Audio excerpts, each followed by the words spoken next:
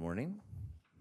I'll call this meeting to order of the regular meeting of the Desert Water Agency Board of Directors, April 15th, 2025 at 8 o'clock.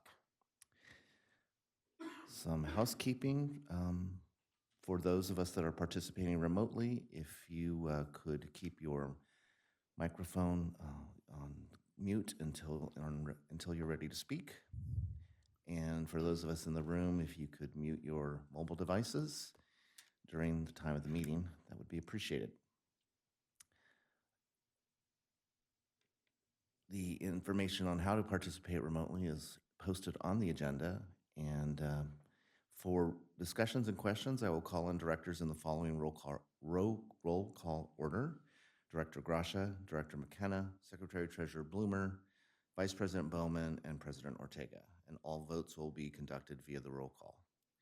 And with that, we'll move to item number 2, which is the Pledge of Allegiance. And I'll ask Director Gracia to lead us this time. Ready? Begin.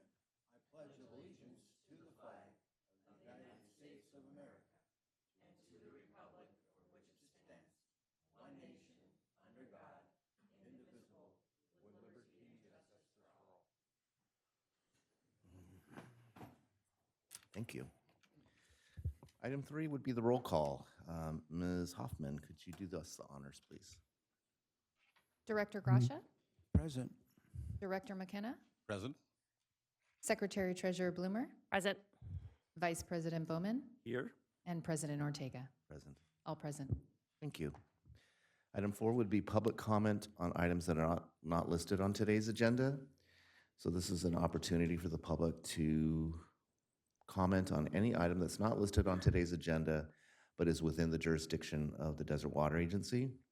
We're asking you to keep your comments to no more than 3 minutes, and as provided in the Brown Act, the board is prohibited from acting on items that are not shown on today's agenda. Ms. Hoffman, have we received any public comments? No public comments have been received. Okay. And are there any members of the public that would like to speak at this time? Seeing none, we can move to item 5, public comments for items listed on today's agenda. Similarly, we'd ask that you keep your comments to no more than 3 minutes. Are there any public comments from those attending virtually or in the room today? Seeing none, we can move to item 6, which is our consent calendar. Items that are listed under the consent calendar are considered to be routine and will be acted upon by one motion of the board without discussion. There will be no separate discussion on these items unless a board member requests a specific item to be discussed and/or removed from the consent calendar for separate action.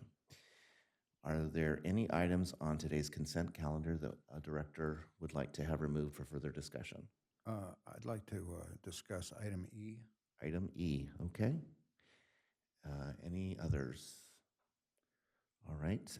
Item E is receive and file Desert Water Agency State Legislative Quarterly Report. I presume that would be Ms. Yort. Good morning, President Ortega, members of the board. So I'm happy to answer any questions, or I can just briefly. Well, I read through it. It seemed to be in order. I just, what are we doing here?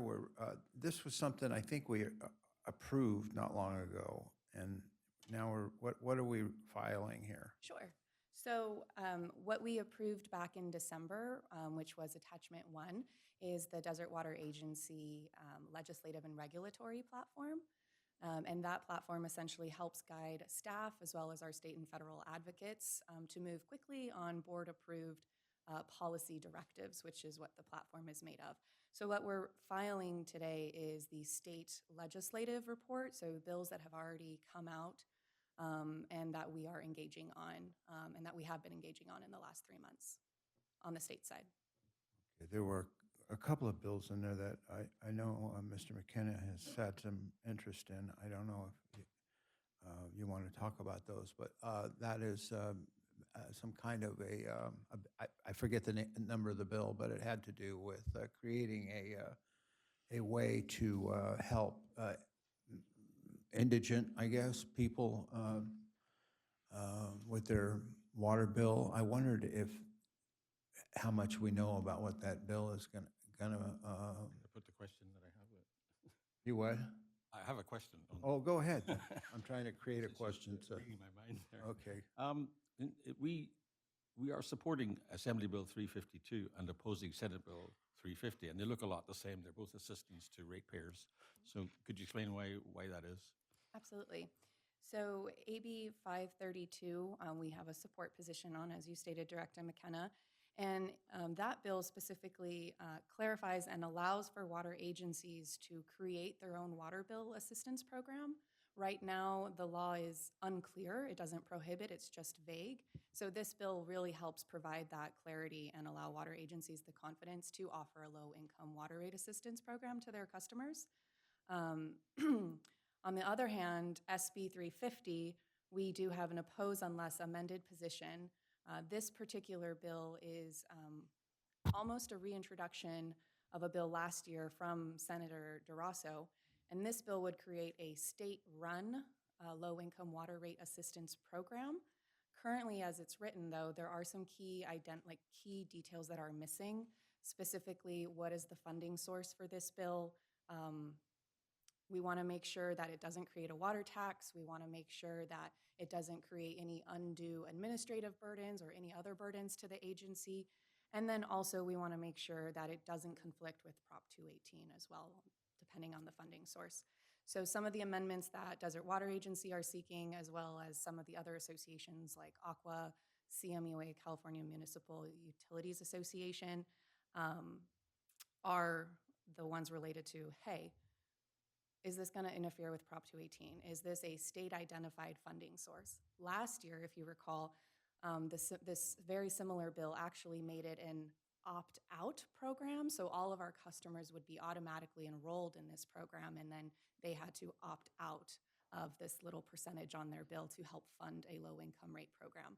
That is not the direction the author is taking this time around, but the bill doesn't identify what the funding source is. So as amenable as they're being and working with all of the associations, and I myself as well as Bob, we're on a few different working groups for this. This is the key detail that a lot of us are really wanting to identify versus some of the other ones, which are just as important, but the funding source is probably the most critical piece. So that's why we have an oppose unless amended and a support for AB 532. Good, I understand it better now, and I did misspeak. You said correctly 532, and I said 352. I understood. I appreciate the answer. Thank you very much. My pleasure. Okay. Was there anything else, Director Grasha? I'm just thrilled that you're keeping up on that, and that I agree with all of your concerns on the details, and so it'll be interesting to see if that develops. And I would hate to see a situation where the districts are put in the place of deciding who qualifies for something like this. That bar starts to move, and pretty soon you end up with the federal government. And it's just not something that I want to see our district being put in the position, or any district. No board should be put in the place of determining who and who will pay. You've got, pretty soon you've got just this growing problem that's an albatross. Anyway, thank you. If I may add just Yes. one more clarifying factor. Sure. One of the other elements that we're looking in SB 350 is if you have an existing program, which Desert Water Agency does, we have our Help to Others program.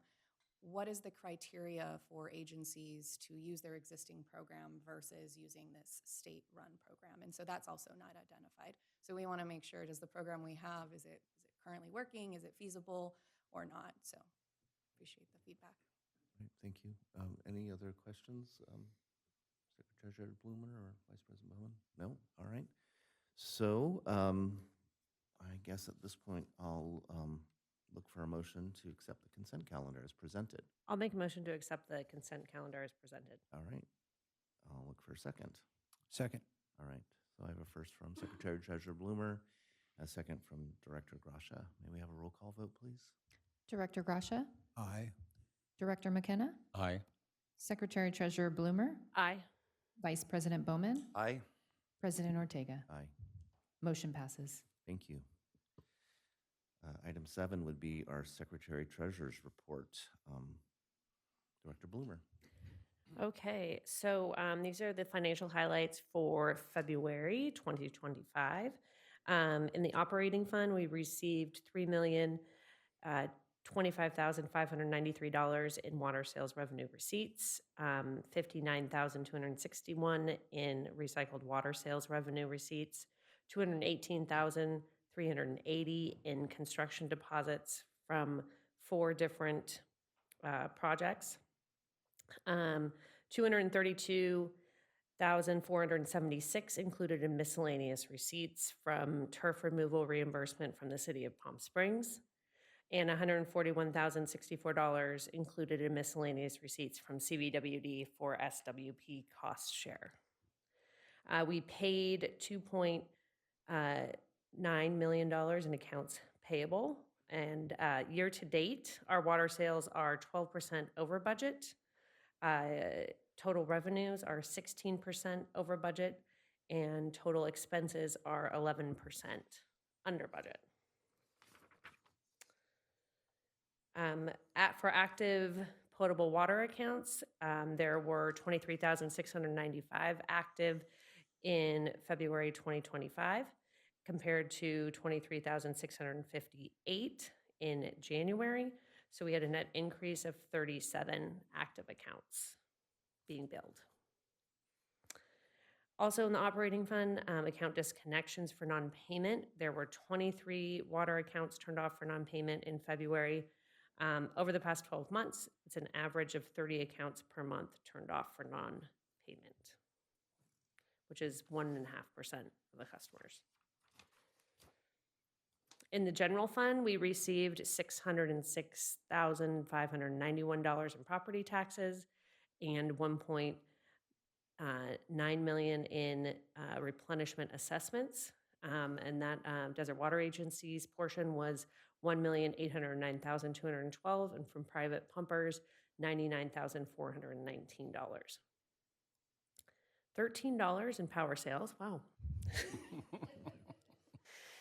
From Southern California Edison for the Whitewater Hydro, and we paid $921,437 in state water project charges. And the year-to-date payments for SWP are $16,425,311. In the wastewater fund, we received $118,285 in wastewater revenue receipts, and we paid $95,373 in accounts payable.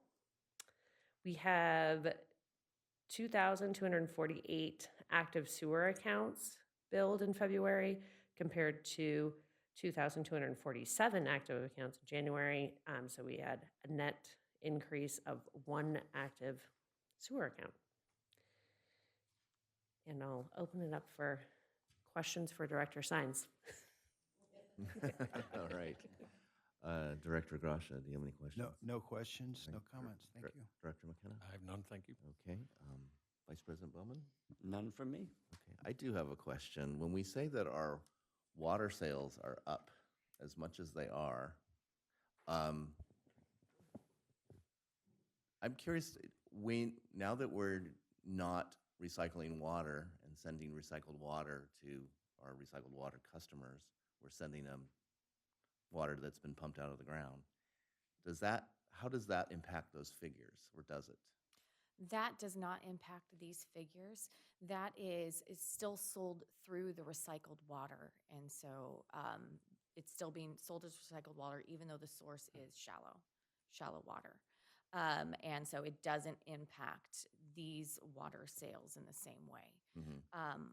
What that increase is attributed to is, so when we budget, we look back at a couple year recap and average and to see what has our trend of water sales been, so we can reasonably assume that it's going to continue on the same sort of trajectory.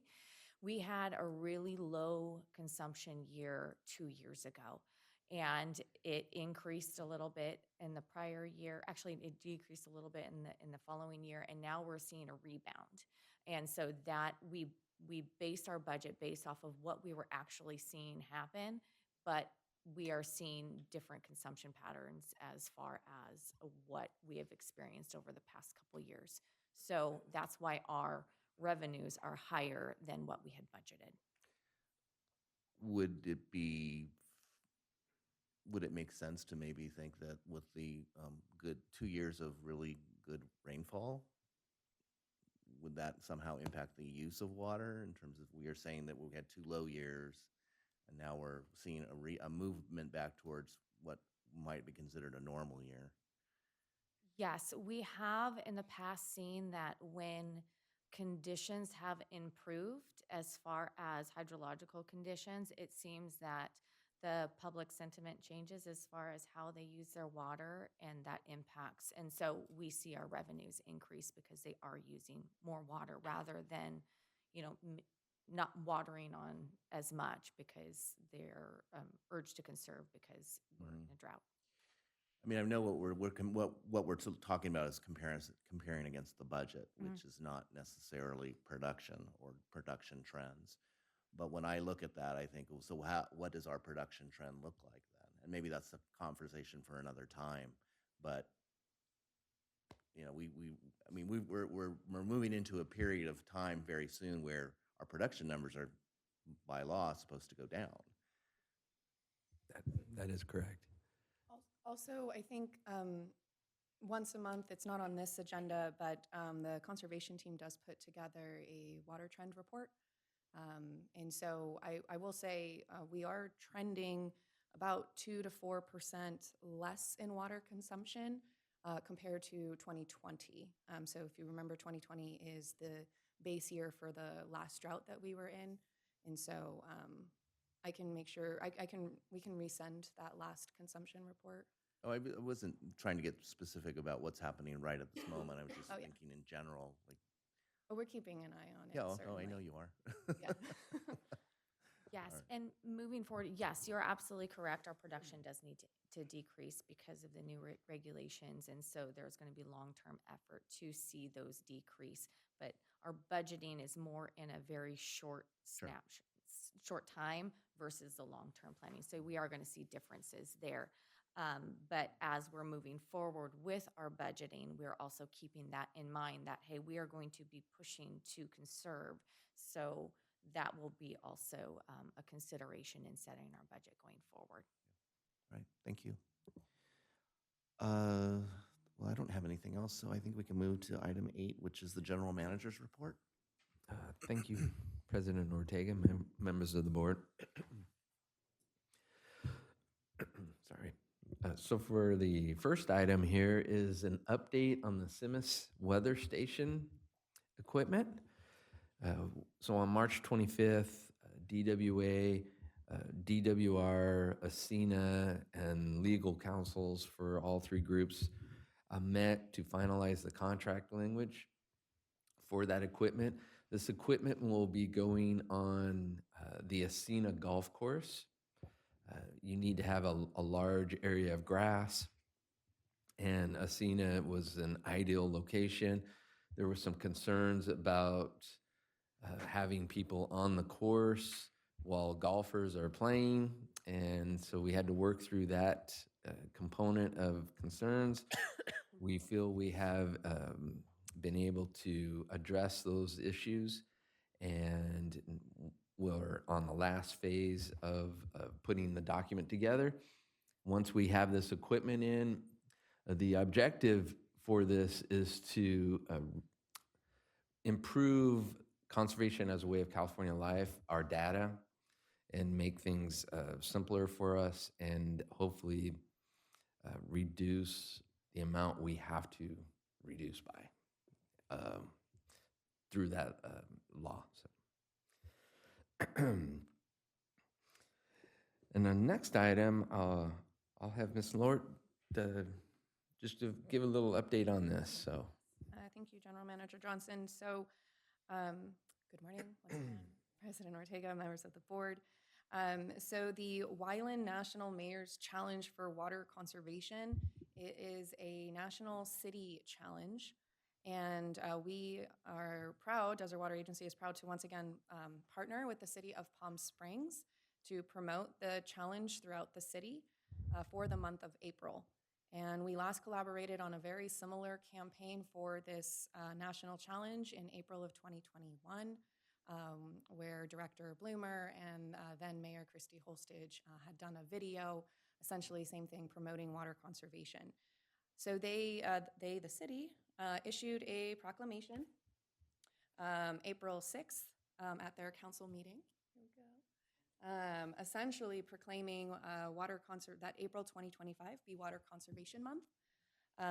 And we are doing some joint collateral and social media efforts as well to get the word out to the residents. Residents are encouraged to go to the Wyland National Mayor's Challenge website and sign up. And then there's also prizes as well for however much you conserve and consume. So we're extremely grateful that the city was open to promoting conservation and signing up for this challenge, especially as we've been discussing the push forward for increased conservation as the Making Conservation a California Way of Life regulation. So I may or may not ask President Ortega to stay around for a quick photo with the proclamation after the meeting, but appreciate it. Thank you. All right. Right. Thank you, Victoria. The next is a Tyler utility billing update. Jason, we have here who is knee deep, neck deep, above your head deep in this project. So, Jason, if you would like to report. Thank you, General Manager Johnson. Good morning, President Ortega and members of the board. I'd like to give you an update on the utility billing transition. So there's been a lot of hard work that's been put into this over the past year. And this spans across the entirety of the agency. It wasn't just accounting, there was other areas involved. So we're excited to finally make it across the finish line and be operating in the new system. Just to give you an idea of some of the statistics. So since March 10th, we've processed a little over 24,000 bills. We process over 19,000 payments in the new system. We're able to get all the March billings processed by April 2nd and mailed out by April 4th. As of last week, we had 2,230 customers have registered for the new mydwa.org website. This is a lot less than what we had in the old system. We had over 10,000 registered users in the old system. So we anticipate seeing a higher adoption rate as time goes on. And as of last week, there is a chance that there was probably maybe 4 or 5 cycles where the bills were in process of being mailed out. So once those are received by the customers, then they would have the instructions to log in and register in the new portal. In general, most of our interactions with our customers have been positive. Our call volumes have been greatly increased over the last month, but mainly that's just people asking for their new account number and their new customer ID, and then a general sense of when they would receive their March billings. We did have a few customers that needed a little extra help in registering online, and staff was able to help them get through that process. And then most of the issues that we encountered during Go Live were just kind of one-off issues. There was nothing systemic that we noticed. In the report, there was our folder inserter machine went down in the middle of March, which kind of prevented us from mailing bills out, but we were able to quickly kind of come up with a solution to get around that. Another thing that happened when people were registering for their accounts, we had put out instructions on how to register. But once we turned the system live, all of a sudden, multi-factor authentication process kicked in that wasn't present during testing. And so we had to pivot quickly and update those instructions, and field a couple of calls to help people get through that process. We did have some meter reads that were missing from the conversion, but thankfully in the new system, we have a meter exception report that kicks out anytime we run a billing. And so we were able to identify those and get those updated quickly.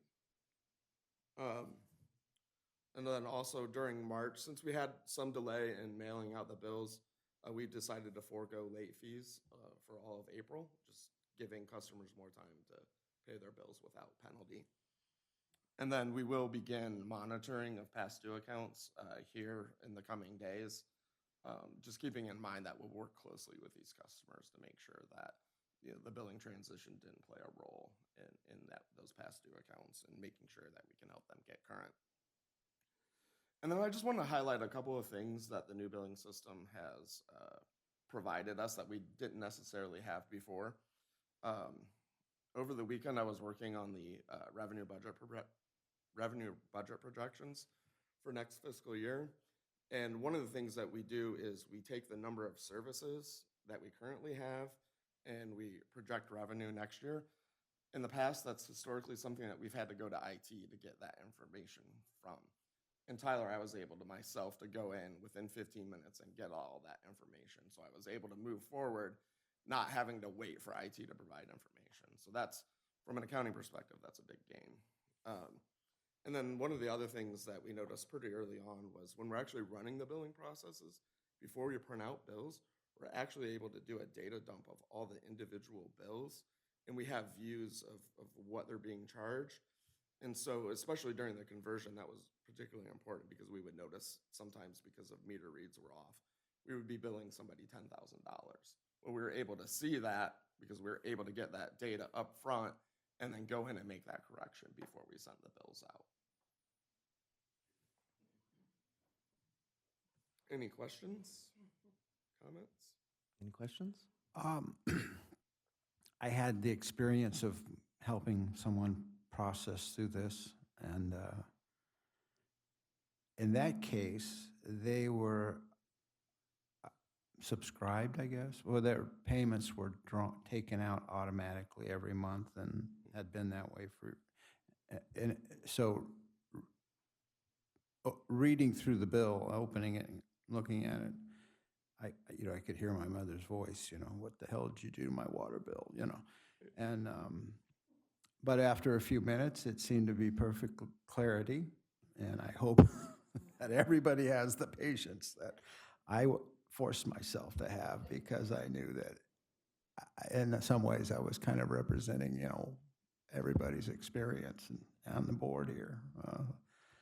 But I wondered if that universe of people that have always had their bills paid automatically, there's really, unless there's something I didn't catch, no reason for them to even open this website up. It just continues on, is that right? Correct. And do you know how many people are in that category? Because it seems like that might be the group that you're hoping signs up. And in their mind, they're already signed up. Yeah, so customers that were on e-billing in the old system, we brought them over to the new system and they remained, auto pay. Customers that were auto pay in the old system were brought into the new system and they remained auto pay. We now have an additional feature where somebody can log into the website and they can sign up through auto pay through the website. And that's a little bit different than the original auto pay. Right. So they have a little bit more control because they can now, not only can they pay from a bank account, but they can also now pay from a credit card as well by registering online and using that auto pay feature. So we're going to have two auto pay features now, one through the website and one for the existing auto pay customers. So I guess what I'm saying is when you only had, 2,300 sign up for the, it seems like that, whatever that universe is, that if they have the same inclination that I did, they're never coming over to the website. So we may not get up to 10,000 people registered on the website because they've already got the auto pay. See, that's what I'm thinking. You may never see them log into your, anyway, I just wanted to point that out, so. Yep, that's a good point. Not to be discouraged. I just think that people get used to the thing, and now they're looking at a new water bill, and it's very pretty, looks very nice, and I think everybody's going to be happy once the newness wears off, and I hope to see that little fox show up on the, did you guys happen to catch that on the Facebook? Is that Finnick? Did we actually name him Finnick Fox? I looked him up. It's an actual fox named, there's a. I don't know that we've named them just yet, but it's a fennec fox. You're correct. I just thought it was wonderful. So there you go. All right, Director McKenna, do you have anything? Just a question. There's something scrolling across the website right now saying auto pay update. Some auto payments are processing later than usual. Is that temporary or? What? Yeah, that's temporary. We're actually processed all those auto pays yesterday. And so that ticker will be coming down today at some point once we've been able to verify everything went through properly. Good, thanks. Yes, and we have successfully been processing auto pays thus far. It's just, this is another one of those things between different systems. We were pulling the information from the old system off of the old bills for the auto pay payments that we're going to be posting in Tyler. Now, this was the transition where we are now pulling from Tyler to post into Tyler. We had a little hiccup that affected 2 billing cycles. That process the previous Friday. So those are all being remedied, and that ticker will be coming down any day now. Okay. Secretary Treasurer Bloomer No questions, thanks. and Vice President Bowman. No questions, but praise to staff for the hard work and the extra hours making sure our customers are taken care of. Thank you. Thank you. And Mhm. I will echo that. They have done a tremendous job. This has been an agency-wide effort. All of this on top of their normal duties has been a tremendous, tremendous undertaking, and they have done an excellent job. Okay, well, thank you. All Is there righty. more to the report? Yeah. Okay. Thank you, Jason. All right, then the next report, this came about, we received notification from a manufacturer of ductile iron fittings that said due to the tariffs, they will be increasing their costs by, I believe, 10%. And President Ortega reached out and asked if I could put something together that just what the potential impacts might be from the tariffs. Now, I know things have changed recently regarding the tariffs, and so it's still unknown.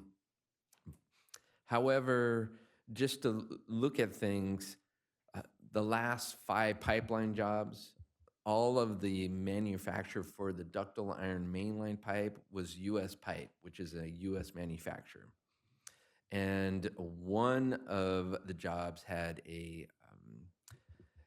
the fittings were from the manufacturer who had their 10% increase due to the tariff notification. So those are the things that we are going to see. Our preference is, of course, to see U.S. Made products. And however, we do have items on our approved material list which are globally manufactured, and those potentially can see that increase.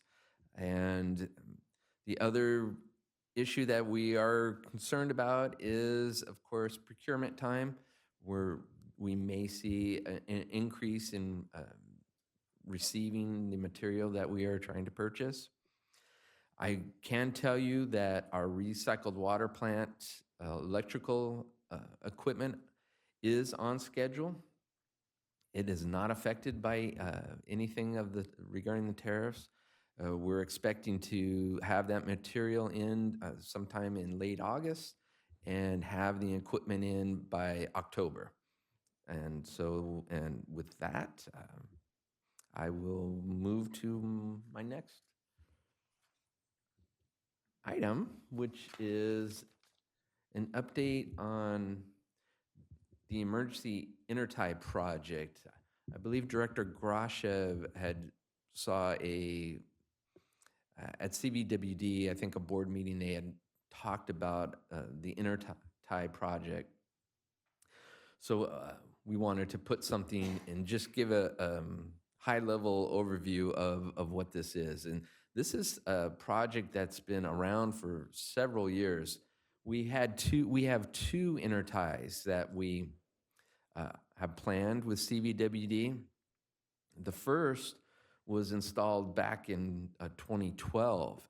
That was an intertie that we put together on date palm, and it intertied on date palm. CVWD has some pipes on the east side of the street, and we have some on the on the west side. And so we just tied those in together with, I believe, around 50 feet of pipe. We have some valves that can allow water to flow both ways. We have meters that can measure water both ways. And that was installed, like I said, back in 2012 for about $65,000. It was a fairly straightforward, simple installation. The other intertie project that we have been discussing for several years is at Ramon Road. We have a well site on the west side of the wash on Ramon Road at the bridge. CVWD has a site on the east side of Ramon Road at the wash. And we thought that would be an ideal spot to connect the two sites. We first were looking at potentially putting pipe within they were going to widen that bridge at some point. It's still, that project has been going now for probably, I don't know, maybe 15 years, if not longer. And, but also how they were designing it, it wasn't going to be feasible for us to do that. And CVWD thought that we should do a directional drilling to connect the two sites. And that price is very expensive.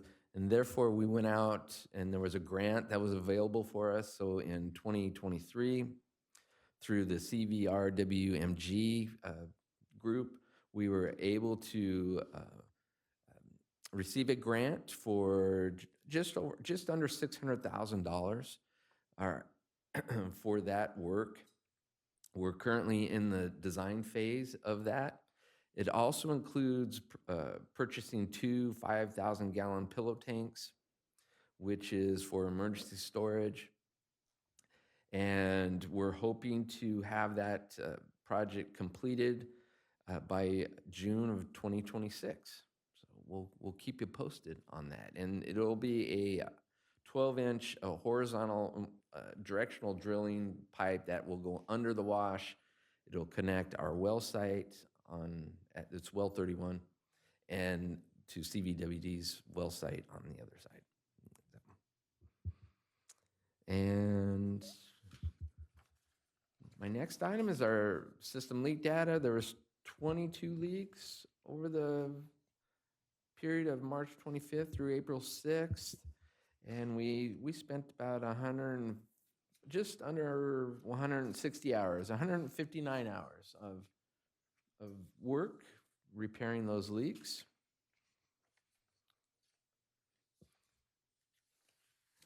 We have our HR meetings and activities. Not a lot going on there. I think we had mentioned the blood drive, which was a great success. And then for the general manager's meeting activities, we had our special board meeting on the 2nd. There was a coordination meeting with CVWD and MWD on the 8th. I did have a meeting with MWD and CVWD regarding the Paris seepage project update, and I will later on at another board meeting have some updates regarding that project. And we had our DWA federal legislation update on the 10th. And with that, I'll be happy to answer any questions that the board may have. Okay, thank you. Director Gracia, do you have any questions for our general manager? No, thank you. Okay. Director Great McKenna. job, great report. I actually do have questions, but I don't want to take up the time. Okay. Director McKenna? I like the idea of interties with Coachella Valley Water District. I mean, it just gives so much resilience. If we have a problem, they have a problem. Has anyone looked at intertie with Mission Springs along Indian Canyon? Because we have a very small pipeline up to the gravel pit, and they have pipelines on the other side, but we're not connected. Correct. I do not believe that we have, I have personally not ever looked at that. We do have a main that does run down to the train station. That would be the furthest we go. It would be challenging. Definitely, there would have to be a lot of pipe that would have to go in. There's the railroad tracks. I believe we'd have to either go over or on the bridge. They built that bridge there, I think, or go under. And but no, I have not looked at that, and I don't. We could reach out to Mission Springs and see if there is any interest in that. It's a bigger question, actually, is the development of that area. You know, the fire department is looking at 2.6 million square feet of warehouse space on the Palm Springs side of the boundary. Where are they going to get the water from? There's a sort of gap in our planning, I think, for that whole area. It's probably going to be very hot for development in the next 10 years, assuming that the economy doesn't tank. But we have a blind spot, I think, in providing water up there. I think we Yeah. should be looking at it. I would assume that if we do not expand our system, they would definitely be looking at drilling wells and having their own on-site type of system where they would, and I believe there was one property on Palm Drive that has that type. I think it was the Jack in the Box right there on the corner. I believe they have their own private well and a little treatment and storage reservoir there. All of those businesses do. And Yeah. it's another blind spot, if you like. That there's no sewer up there. There's no water up there. There's someone trying to build 600 homes on Palm Drive near the golf course, you know, the abandoned golf course. There's no water there. There's no sewer there. But we need to be thinking that's the hot spot for development, that whole freeway adjacent stuff. And it's a bit of a blind spot in our planning, I think, that we haven't figured out, you know, what's coming and what should we be ready for it. So just a thought. Thanks. Thank you. Wait for just a moment. I'll check with the others. Secretary Treasurer Bloomer No questions. and Vice President Bowman. None from me. Director Grasha. On the subject of the potentially a pipeline under the overpass, Mission Springs had, when the overpass was built, had put in chases so that in the event, which of course where we're at right now, pipelines could be run, either sewer or water. And I think that area comes under the service area of Mission Springs. And there's a closed session item that involves a lot of that. And so I think we're going to be learning a lot about what's going on in that area over the next few months. I don't know, seems to have been on closed session agenda and then disappeared. I don't know what really is happening there, but it'd be good to maybe pick up on that again, just for the education. That sounds like an area for future cooperation between the two agencies, perhaps. Correct. Yeah. Okay. All right. So with that, we can move to item number 9, which is director's reports on meetings and events attended on behalf of the agency. We'll start with Director Grasha, but if you could let us know on any compensable meetings or events you attended on behalf of the agency, and go ahead. Sure. On the, going back to the first, the DWA board meeting, then we had the second, we had the strategic plan update, meeting of this board, and then the next day, also on the second, State Water Contractors hosted a Golden Mussel workshop, which I attended and it was very informative.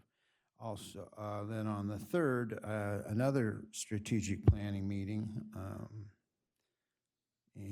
with the consultant that's doing the work. And then on the 8th, there was the CVWD board meeting. And I have it is basically routine items, although there was some interest. The most interesting meeting of the bunch was later on the same day as CVWD's meeting, on the 8th, was the Mission Springs special meeting, where they talked about issues that they're having. I guess the federal funding collapsed for their sewer program, and then it sounded like the Army Corps of Engineers just dropped them like a hot potato, but I don't know what went on there, and you can't really tell what really went on. But it was an interesting, and then there was some discussion about their solar situation, where they've gone back to the drawing board on where they're going to, they got a $20 million, $18 million, I forget how much. Anyway, that is being completely reworked, and I guess they're going to narrow it down from several well sites to two sites. One was their existing system, and then a new site at the wastewater treatment plant. But at any rate, it was a fascinating meeting. I encourage everyone to watch so they can have a better understanding of what we're really dealing with there. Then on the 14th was IT training. And then today, the 15th. That's it. Okay, thank you. Director McKenna. I have just one to report on. That was a strategic planning committee meeting yesterday. Secretary Treasurer Bloomer and I had a Zoom meeting with a consultant. Thank you. Secretary Treasurer Bloomer. Yeah, I just have our special meeting on April 2nd, and then same as Director McKenna, yesterday, the 14th, the Strategic Planning Subcommittee. And Vice President Bowman. Yeah, strategic plan, April 2nd, executive committee on the 9th, and security on the move on the 14th. On the move, okay. And so in addition to agency meetings, I did attend on Friday morning the Aqua Region 9 virtual board meeting. I think that two things that may be of most interest that came out of that meeting, there was a lot of time spent talking about the upcoming elections for Aqua. And those, I'm sure we'll be getting emails, all of us, at least those of us that are on the board, about from Aqua about that timeline and what they're looking for. But those elections are coming up this fall. But there are some timelines that have come ahead of that with regards to those interested in being candidates. And but we also talked about a joint Region 8, 9, and 10 event. Typically, we've done one Region 9 event, at least the last couple of years. But apparently there was at the Aqua board meeting, whatever it was, a couple of weeks ago in Sacramento, the representatives from 8, 9, and 10 happened to be having breakfast together and talked about doing a joint event.